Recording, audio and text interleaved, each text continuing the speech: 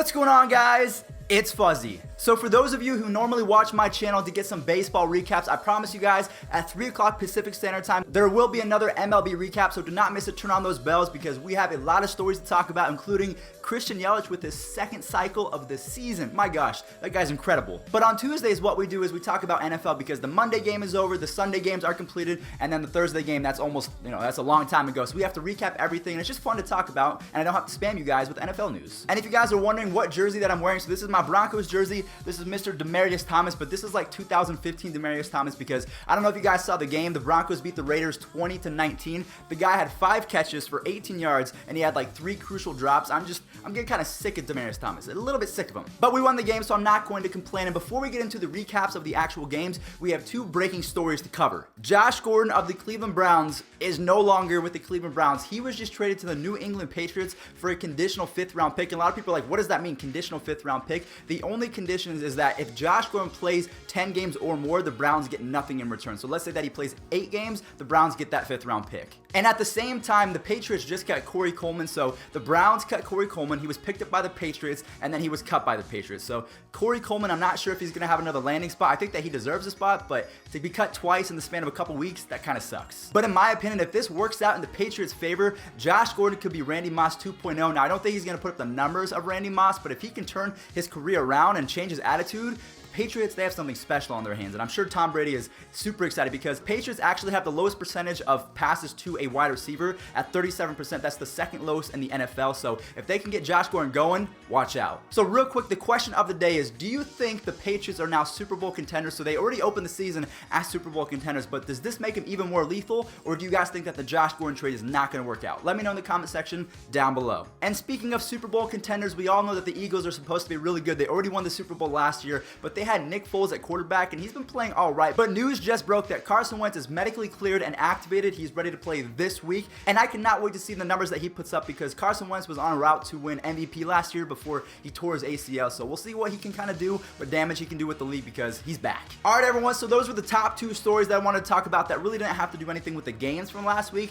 So the way that we structure these videos is we talk about the Monday game, then we go back to the Thursday game, and then we talk about the Sunday game. Just so we get everything wrapped up. So we're kind of going all over the place. It's fun. All right, so yesterday we saw the Bears take on the Seattle Seahawks, and I'm going to be honest with you guys, it's been a while since I've seen the Seahawks start 0-2, and Russell Wilson, he's still running for his life. That offensive line is horrible, and I don't know if you guys saw this play, but Khalil Mack, I don't think he was the player of the game on the defense. There's one other person that we have to talk about on the Bears side, but Khalil Mack, there was 3 guys on the Seattle offensive line, a tight end, a lineman, and another lineman, and they still couldn't stop him. This play is, oh man, why did the Raiders trade this guy?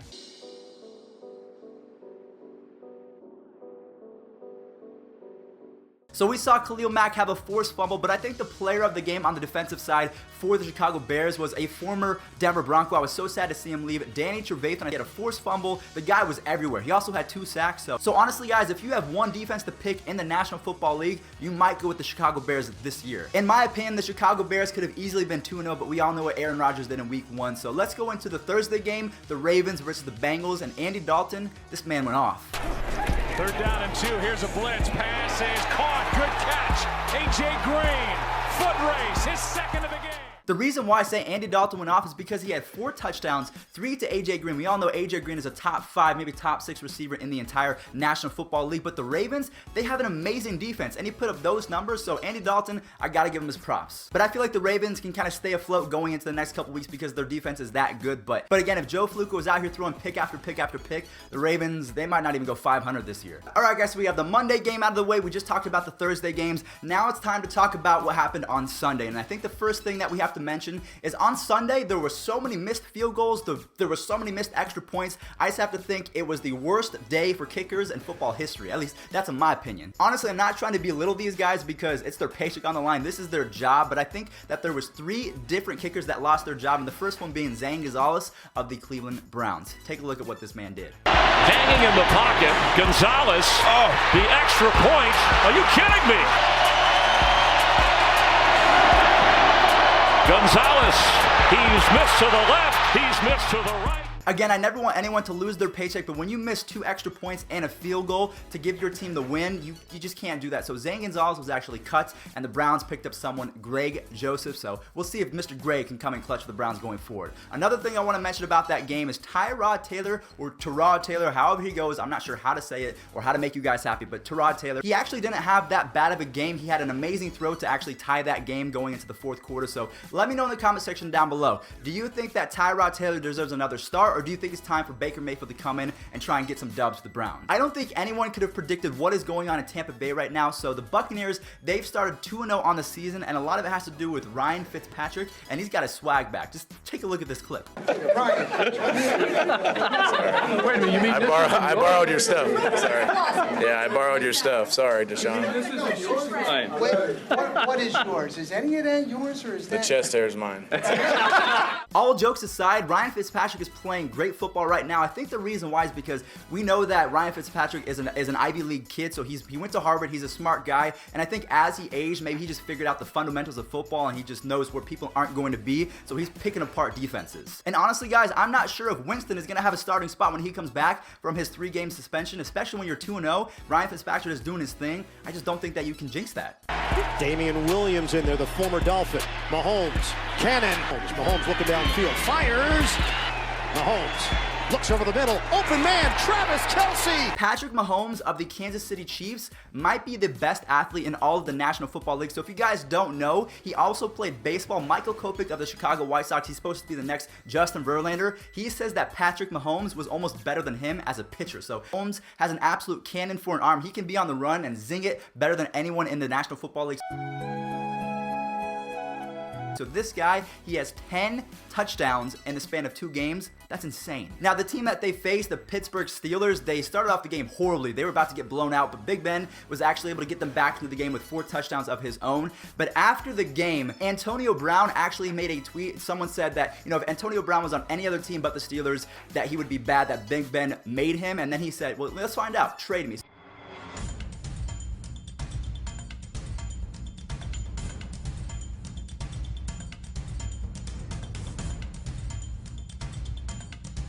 You have Le'Veon Bell still holding out, so I just feel bad for all you Steelers fans out there because I'm not sure how good you guys are going to be going forward if you're even going to make the playoffs at this point, because when you start 0-2, that's not a good sign. Ooh, the Cowboys faced up against the New York Giants, so this was a game of a lot of stars. You have Dak Prescott, Ezekiel Elliott, Saquon Barkley, Odell Beckham, a lot of stars in this game, and actually the Giants were not able to get it done. Bring Olawale in now as a fullback, the former Raider. Fake to Elliott, and they go deep downfield and getting open and making the catch at the 25-yard line and taking it all the way into the end zone is Tavon Austin. This was kind of a boring game. It was 20-13. Dak Prescott had a really nice throw. I think it was a 67-yard touchdown to his wide receiver. So it was just one of those games that, you know, it was cool to watch, but I wasn't really too interested in it, to be honest with you. Blake Bortles threw for 4 touchdowns against the New England Patriots. I think this man is severely underrated. A lot of people give Blake Bortles crap, but this man, I don't know if you guys know, he's actually top 3 in NFL history in yards per rushing as a quarterback. There's Michael Vick and there's Blake Bortles. There's someone in between, but when you mention Michael Vick and Blake Bortles in the same sentence, you don't think that you're talking about legs. So yeah, he's pretty good. If Bortles continues to play like this for the rest of the season, I think that the Jaguars, they might be unbeatable, man. The Jaguars look very scary this year. And Leonard Fournette, he didn't even play. Both Jimmy G and Matthew Stafford actually had a pretty good games in week 2 after their, really dismal performances in week 1. But the main star for the 49ers was their running back, Matt Breida. So just check out this highlight tape because this guy, he's going to be pretty good. The way this young man grew up. And try to put yourself in that position. And here he is, off to the races. He has one defender to beat.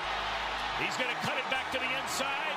Yes, he will, and that is a touchdown. So you had Matt Breida going off, you had Jimmy G doing his thing, and then you had Robbie Gould coming in to seal the deal for that field goal. And then the last game that we have to talk about is the Packers versus the Vikings. And like we said, the theme of this week is kickers having the worst days of their career.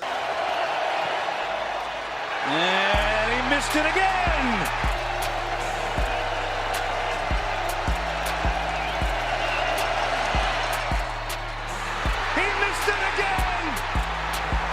And it was no different for the Vikings kicker, Mr. Carlson. Yeah, he was cut as well and replaced by Dan Bailey. Just, I feel bad for the guy. The Packers are a really good football team, and when you have the chance to beat them multiple times in a single overtime, that's just crushing. I don't think that, I mean, if I was a kicker and I missed those kicks, my confidence would be zapped. And I think once you lose your confidence as a kicker, you're done, and you got to get cut. So they signed Dan Bailey, so the Vikings, they should be a little bit better going forward. All right, guys, well, that's going to wrap it up for this NFL recap. Thank you all so much for watching. If you do want to see these every single Tuesday, subscribe if you guys want to see more NFL content, some MLB content. Maybe we can get some NBA in here once NBA actually starts, because I love all sports and I love talking about them. So guys, if you did enjoy, thank you all so much for watching. I hope that you guys have a wonderful rest of your day.